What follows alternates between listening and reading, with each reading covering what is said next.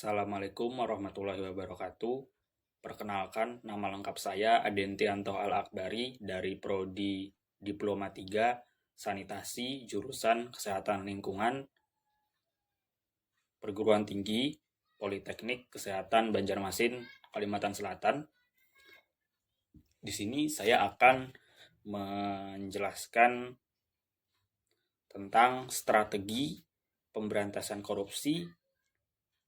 Judulnya Strategi Pemberantasan Korupsi dan termaktub dalam mata kuliah Pendidikan Budaya Anti Korupsi dan nama dosen Bapak Maharso SKM MKes. Berikut adalah ulasannya. Dalam hukum nasional dan hukum internasional ada undang-undang yang ditafsirkan, diarahkan untuk melawan tindak korupsi. Undang-undang anti korupsi ini dibuat oleh organisasi internasional yang kemudian diratifikasi oleh pemerintah nasional, ataupun pemerintah nasional membuat undang-undang sendiri melalui lembaga legislatif di negara itu. Nah,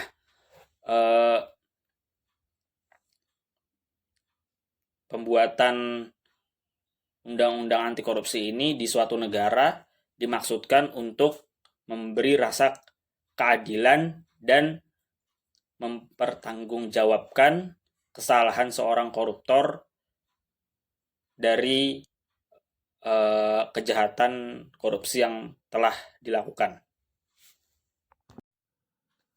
Strategi pemberantasan korupsi yang akan saya jabarkan ini masuk dalam kategori strategi penindakan. 1. Strategi anti korupsi harus mengurangi atau lebih baik menghilangkan peluang korupsi dan khususnya menetapkan kebijakan yang menyederhanakan dan memperjelas kerangka kerja untuk mengelola situasi monopoli atas barang dan jasa, meningkatkan gaji, insentif moneter, dan bentuk remunerasi lainnya untuk pejabat publik adalah tindakan penting kedua untuk mengurangi korupsi.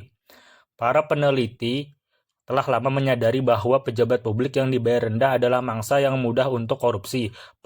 Penelitian yang baru berdasarkan studi empiris telah menunjukkan bahwa korupsi berkurang ketika remunerasi pejabat publik sebanding dengan yang ditawarkan kepada pekerja sektor swasta dengan kualifikasi yang sama. 2. Strategi anti korupsi harus mereformasi sistem remunerasi dan evaluasi pejabat publik untuk mengubah perilaku mereka dan agen pembayar sehingga dapat mengurangi daya tarik korupsi bagi yang pertama dan meningkatkan biayanya bagi yang kedua.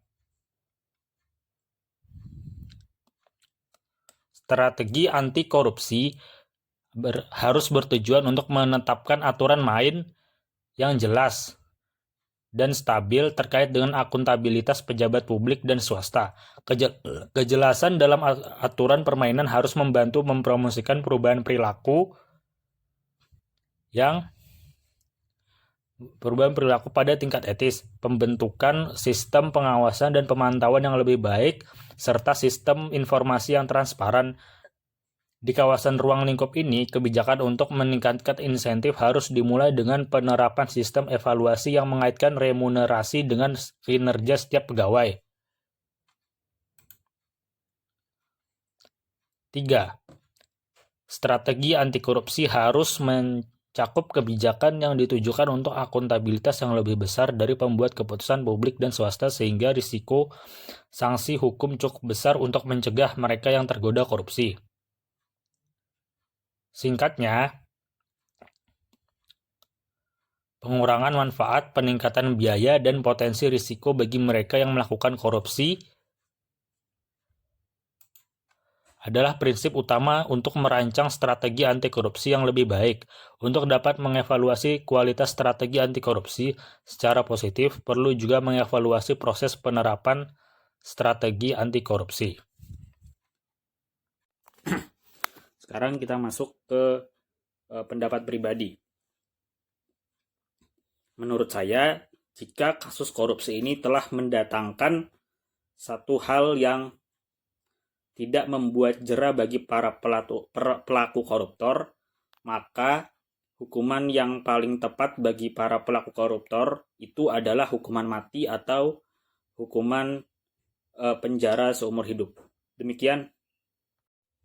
Nah, demikianlah pemaparan strategi pemberantasan korupsi dari saya. Saya akhiri dengan ucapan wassalamualaikum warahmatullahi wabarakatuh.